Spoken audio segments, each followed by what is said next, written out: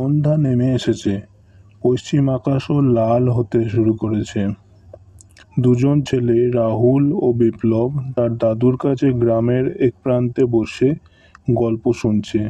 দাদু তাদের বলছে, এই জঙ্গলের মধ্যেই রয়েছে একটি গুহা, যে গুহার মধ্যে প্রচণ্ড সোনাদানা লুকোনো রয়েছে। কিন্তু ওই গুহাটি ছিল অভিশপ্ত। যেই লোভে পড়ে ওই গুহা থেকে সোনাদানা আনতে যেত, সে আর কখনো ফিরে আসতো না। রাহুল অবাক হয়ে শুনছিল, কিন্তু বিপ্লবের চোখে গুহার সোনাদানা লোভ দেখা দিল। এরপর রাতে শুয়ে থাকতে থাকতে রাহুল বলল, আচ্ছা বিপ্লব, দাদু যেটা বলল সেটা তো গল্পই ছিল। তুই কি সত্যি বিশ্বাস করিস যে এমনটা হতে পারে? গল্প হলেও গুহা তো আছে, চল দেখা যাক, খুঁজে দেখি। যদি পাই তো ভালো, না হলে আবার ফিরে চলে আসবো। পরের দিন সকালে দুজনেই বেরিয়ে পড়ল গুহার খোঁজে। রাহুল কিছুটা দ্বিধায় ছিল, কিন্তু বন্ধুর সঙ্গে অ্যাডভেঞ্চারের লোভ সামলাতে পারেনি সে। এক তো ঘন বনের পথ, তার ওপর রোদের আলো গাছের পাতায় ফিল্টার হয়ে এসে পড়ছিল।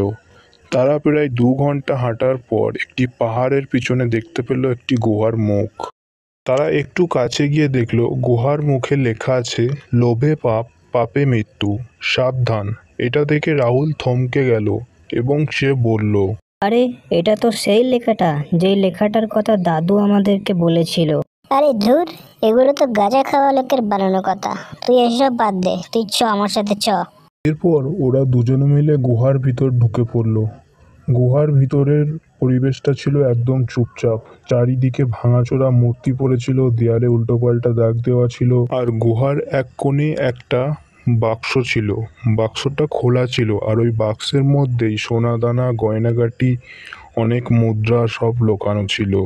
এসব থেকে রাহুল মুগ্ধ, কিন্তু সে ভয়ও পাচ্ছে। চল বিপ্লব, ফিরে যাই, এগুলো কিন্তু ঠিক হচ্ছে না। বিপ্লব ইতিমধ্যেই একটা সোনার কয়েন হাতে নিয়েছে। কি দারুণ লাগছে রে, এটা বিক্রি করলেই শহরে গিয়ে আমরা রাজা হয়ে থাকবো। ফেলে দে, দাদু ঠিকই বলেছে, এখানে যা যা আছে সব কিছুই অভিশপ্ত। কিন্তু তখনই গুহার মেঝে কেঁপে উঠল। চারিদিক থেকে ভয়ঙ্কর এক আওয়াজ আসতে শুরু করলো। বিপ্লবের হাতে থাকা মুদ্রাটি আগুনের মতো গরম হতে লাগলো। এরপর বিপ্লব ওটাকে ফেলে দেওয়ার চেষ্টা করলো, কিন্তু ওটা ওর হাতের সাথে লেগে গিয়েছিল। বারবার চিৎকার করে বিপ্লব মাটিতে পড়ে গেল। রাহুল দ্রুত তার কাছে ছুটে গেল এবং তাকে তুলতে চেষ্টা করলো। এর মধ্যে গুহার ভিতর থেকে একজন দানব এসে তাদেরকে বলল, লোভীদের এটা স্থান নয়, যে লোভ করবে সে মরবে।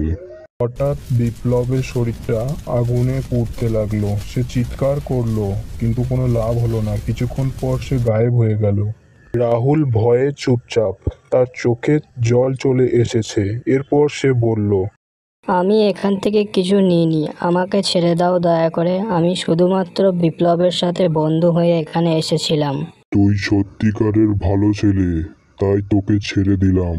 কিন্তু মনে রাখিস, লোভীদের এই গুহা একদমই ক্ষমা করে না। যা, তুই চলে যা। রাহুল দৌড়ে গুহা থেকে বেরিয়ে গ্রামের দিকে গেল এবং গ্রামে গিয়ে একটি গাছতলায় বসে সবাইকে ডেকে জড়ো করে ওই গুহার সম্পর্কে বলল। এরপরে আর কেউ কোনোদিন ওর গুহার দিকে যায়নি। তাহলে বাচ্চারা, আজকের এই গল্প থেকে আমরা শিখলাম, লোভ করলে পাপ হবে, আর পাপ করলেই মৃত্যু হবে। সব সময় সত্যি পথে এবং সত্য কথা বলা দরকার। সঠিক পথে চলা খুবই দরকার, তবেই জীবনে উন্নত করা যায়।